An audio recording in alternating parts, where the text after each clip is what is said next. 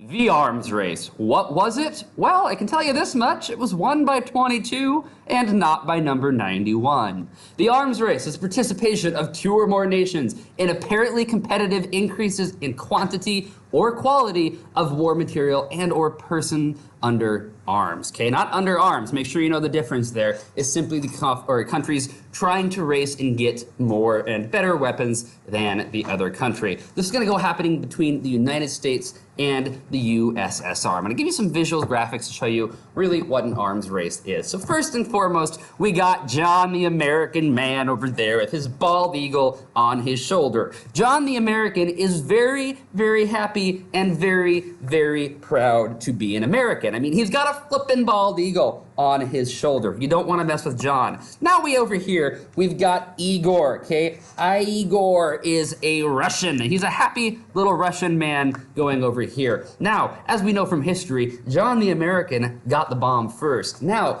Igor the Russian is not too happy about what's going on. So Igor's like, you know what? I want a bomb as well. Now, this is gonna be problematic because if John the American decides to nuke and drop a bomb on Igor the Russian can return and respond with the exact same kind of power against John the American. So John the American really only has one option, and that is to get more bombs than Igor the Russian. Now, Igor the Russian feels this is a threat. Igor the Russian does not like that John the American has more bombs than he does. So he's gonna make more bombs, and pretty soon, John's like, you know what, Igor, you don't have a right to have more bombs than me. I'm an American, I'm gonna have more bombs. And Igor's like, no, I'm gonna have more bombs. And what happens at this? Earth is sad, okay? Mother Earth is sad because there's a lot of bombs going around and bad things could happen like that. So blame John and Igor for all these problems if Mother Earth goes boom. Next, Duck and Cover.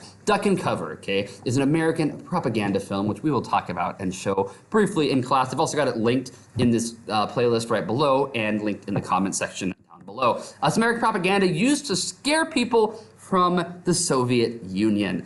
This is that whole belief that is said one to provide safety from nuclear blasts. So what's gonna happen is you simply have to duck and cover. If you see the bright flash, duck and cover.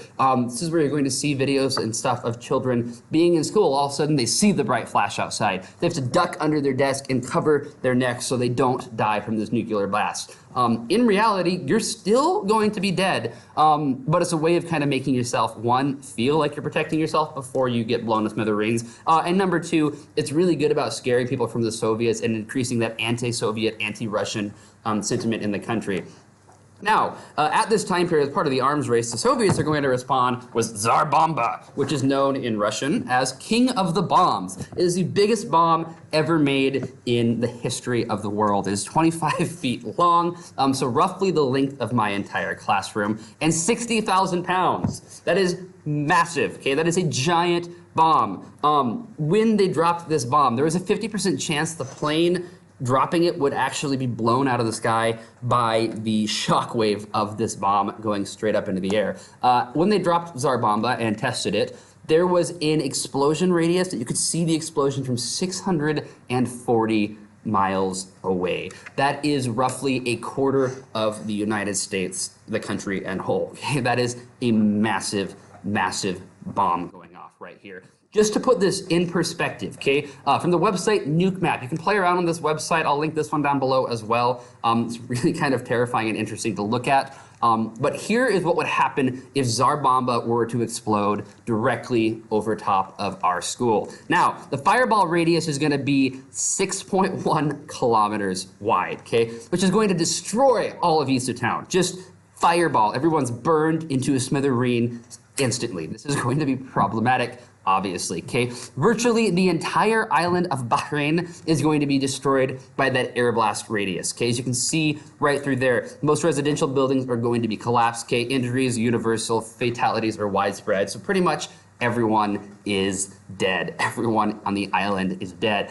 next to that little tiny southern part of the island, going to be doing okay, roughly stopping about at the Saudi border. Now, thermal radiation, okay, this is 3rd-degree burn, so if you somehow manage to survive that, the thermal radiation is probably going to kill you right through there. Going to destroy the pain nerves. You're going to be dying and scarring. 100% probability of 3rd-degree burns at this yield. So this is going to be the entire island of Bahrain is going to be at this place, okay, all the way up to Dammam, Saudi Arabia, and then parts of Qatar as well, also going on in this. And the air blast radius, okay, which is going to shatter windows going on in this region just through there. Now, the only reason I'm showing you this is just so you can get the sheer size of how large this bomb actually was. It's large enough that the air blast radius would cover the entire country of Bahrain, with the exception of those southern islands way down south. That is all for now. If you have any questions, please comment, let me know. Otherwise, good luck.